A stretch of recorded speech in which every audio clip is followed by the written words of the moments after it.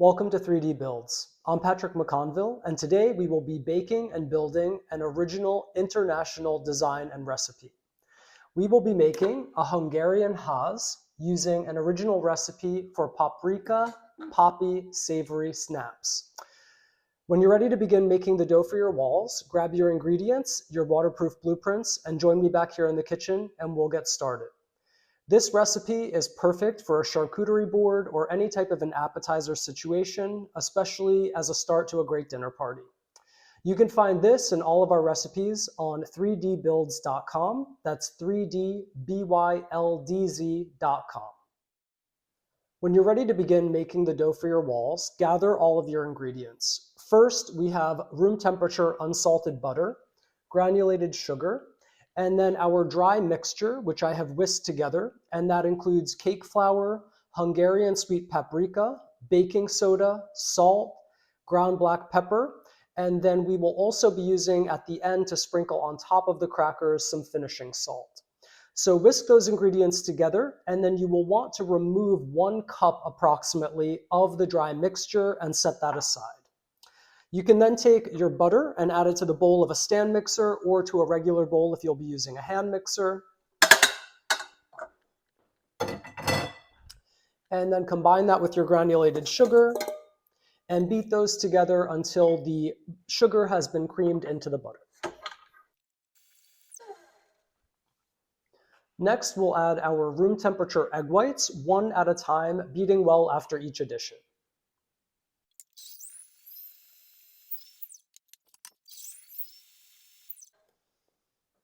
Once those are well incorporated, you can begin adding your dry mixture less that 1 cup that we removed, and you'll want to add that in roughly ½ cup increments, beating well after each addition until it has all been added.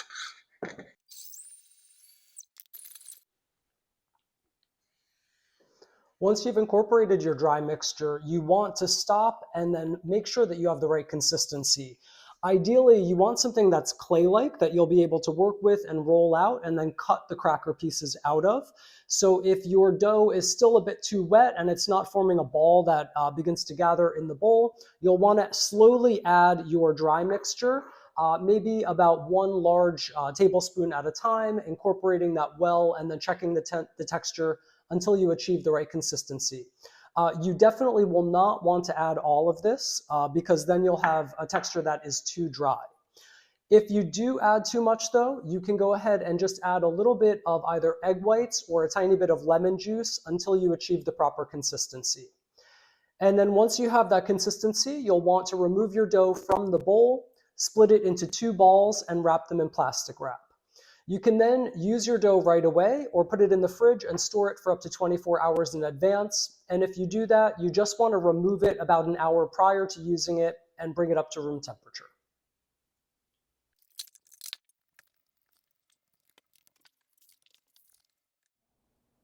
When you're ready to begin cutting out your pieces, preheat your oven to 375 degrees and line a few cookie sheets with parchment paper.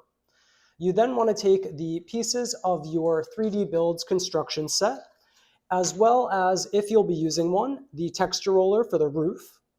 And then here I have a few clay tools to pry out the cutouts from any window and door openings. You'll also want to take the remainder of your dry mixture because we'll be using that to dust our surfaces as we cut out our pieces. We have our dough balls, and then you'll need a rolling pin. Here I have the longest rolling pin that I could find, and I have fitted it with these rolling pin bands. And these really help you to achieve that perfect thin 1/8 inch consistency, which is ideally what you want to aim for your pieces. If you don't have rolling pin bands, that's fine. Just try to roll it out as evenly and as thinly as possible.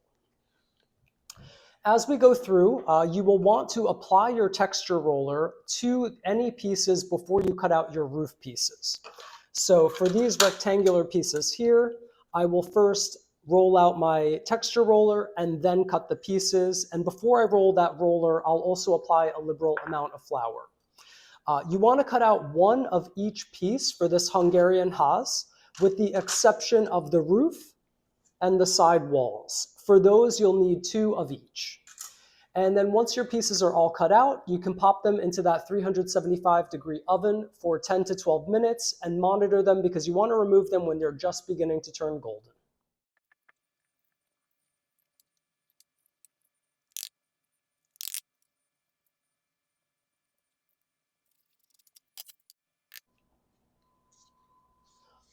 For this set, I included this accessory piece so that you can cut out as many of these as you like and then use them to decorate the scene.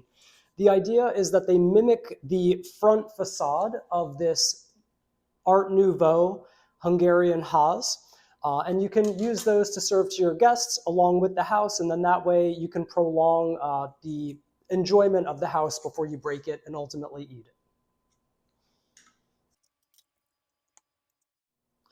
And as you can see, within a few minutes, we have cut out all of the pieces and we're ready to bake our Hungarian Haz.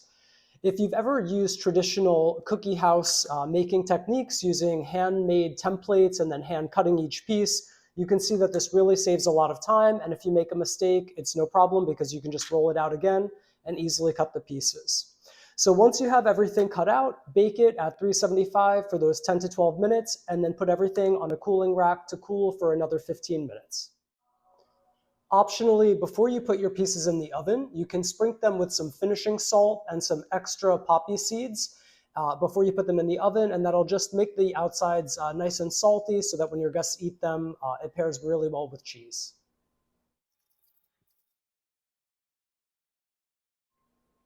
While you wait for your pieces to cool, you can make your royal icing mortar. In this case, we'll be making a savory mortar using cream cheese powder and garlic.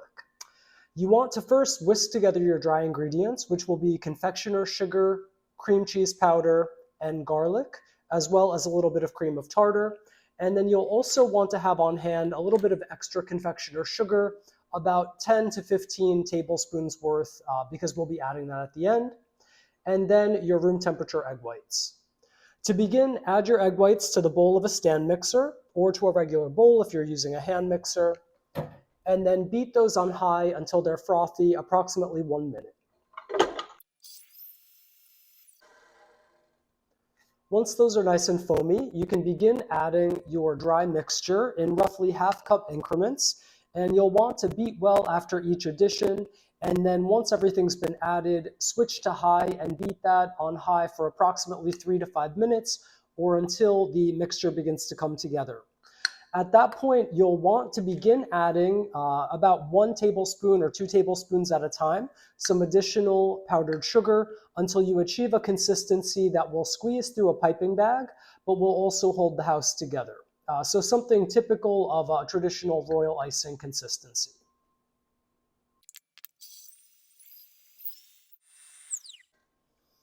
After a few minutes, check your consistency, and the cream cheese powder will keep it looser than a traditional royal icing, even once it's been beating for about 3 to 5 minutes. And at that point, you can begin adding additional powdered sugar. So you want to add that in about 1 to 2 tablespoons at a time, and then keep checking your consistency because you don't want it to be so thick that you won't be able to squeeze it through a piping bag, but you want to make sure it's not too loose where it will keep your house from staying together.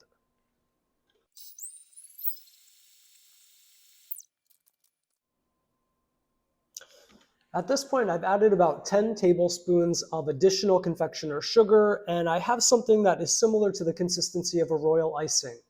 So I'll go ahead and transfer that to a pastry bag. And if you don't have a pastry bag, you can always use a Ziploc bag with the corner cut out, and then we will be ready to begin our construction. If you prefer not to make this royal icing, it is a cream cheese royal icing, but it is on the sweet side. You can always use a Boursin cheese or some other soft or melted cheese in order to put the house together. I prefer this because you can make it a few hours ahead or even a day ahead, and it will remain nice and fresh so that when your guests eat it, it's a pleasant experience. If you're going to use something like a Boursin cheese or any other real cheese product, you would want to use that right before you serve it. So you'd want to assemble the house and then serve it right away. When you're ready to begin assembling your Hungarian Haz, first grab the platform that you'll be building on. In this case, I have a small cake stand that I found at a local craft store. You will also want all of your completed pieces, and they should look something like this. I hope you had a good, easy experience cutting them all out. The cookie cutters really save a lot of time. And compared to other kits that come pre-baked, where there might be food quality issues, maybe mold, these are always fresh baked, and you can use different recipes every time. So it keeps everything really fresh and really interesting for your guests. You'll also want to grab your royal icing mortar and your waterproof blueprints, where you'll find your assembly or build plan on the back. And when you're ready, you can begin with your back piece, and you will add a line of icing to the bottom edge, and we will place that first on the platform.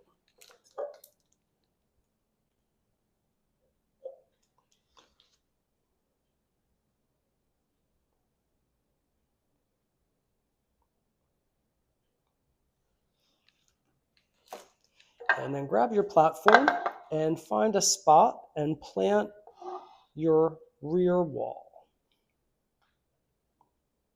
And you can add some type of a temporary support to just lean that wall up against while you grab one of your side walls.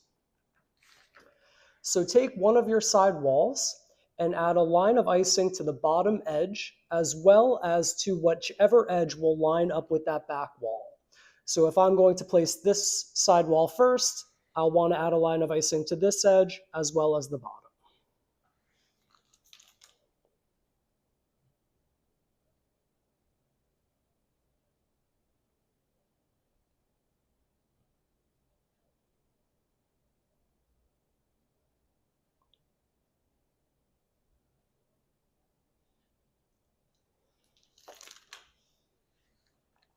And then take your piece and carefully press it down against your build surface, as well as against that back wall, and then pinch everything together so that you get a nice 90-degree angle and a nice clean seam. And you can then remove your temporary support, and you have your first two walls installed. Next, grab your other side wall and repeat that process, adding a line of icing to whichever edge will meet the back wall, as well as whichever edge will meet the build surface.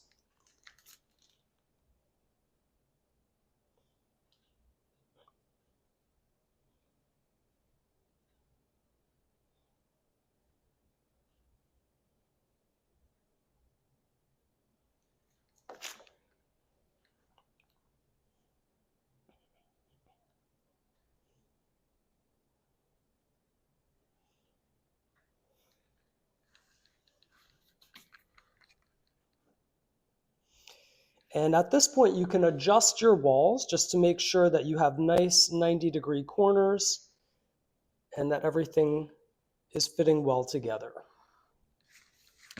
Next, we will take this piece and add a line of icing to the bottom edge before installing it. But before we do that, we want to add a line of icing to the front edge of each side wall.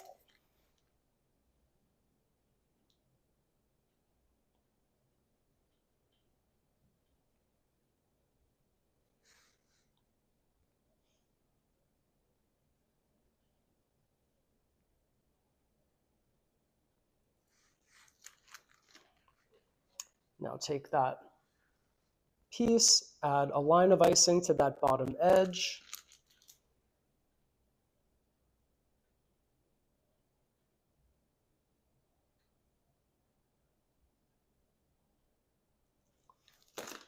And then press that down into place, first against the build surface, and then press it back into each of those lines of icing on your side walls, and pinch everything together so that you get nice squared corners.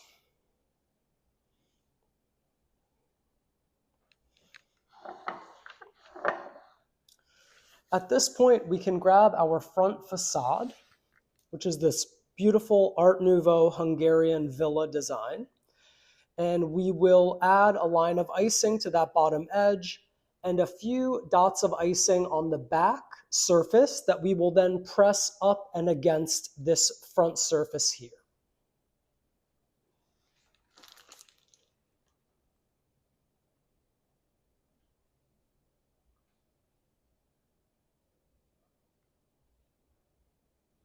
And alternatively, if it's easier, you can really just add a few dots to this surface or add a line across the middle. And you do not need to use too much. And we can then press that down against our build surface and then up and against that front wall. And you want to try to make sure that the circles, the half circle that's inside as well as the full circle on the outside, line up, and then pinch everything carefully together.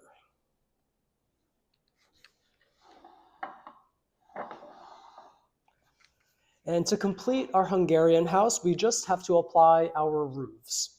So pick one side of your structure and add a line of icing to the top 3 edges on one side.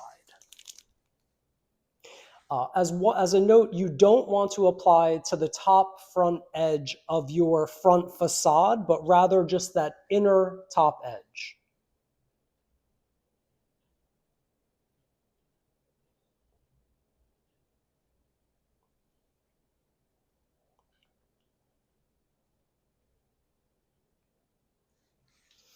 And then take one of your roof pieces and press that down into place, covering those lines of icing. And just make sure that it does not protrude beyond the peak on the back roof. So try to get it as straight as possible. Press down into those lines of icing, but make sure that it doesn't stick up too far where it will interfere with the second roof piece.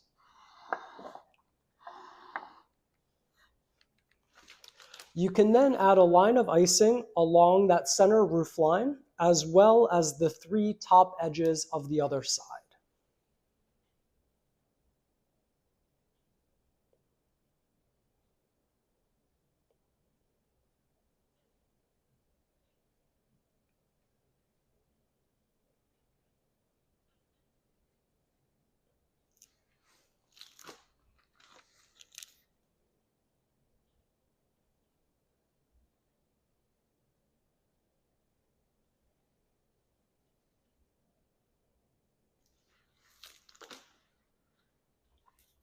And then take your final roof piece and press that down into place, covering those lines of icing and pinching everything together.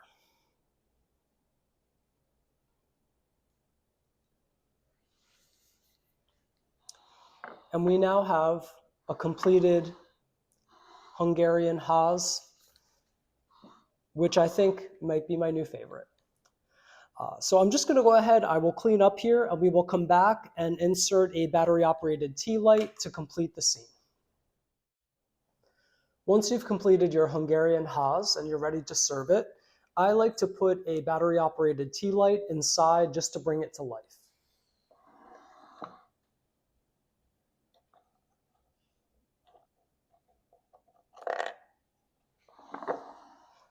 And I hope you would agree that this really elevates your charcuterie game. And I will be serving this later tonight for a dinner party. So I can't wait to see my guests' reactions. And I'll be pairing it with another international design, which is our Greek temple. I hope you enjoyed this. If you did, you can find the Hungarian Haz and all of our other construction sets on 3DBYLDZ.com. That's 3DBYLDZ.com. If you build one, we'd love it if you could tag us at 3DBuilds or using hashtag 3DBuilds. And again, that's 3DBYLDZ. I can't wait to see what you build, and please come back and join us for the next build.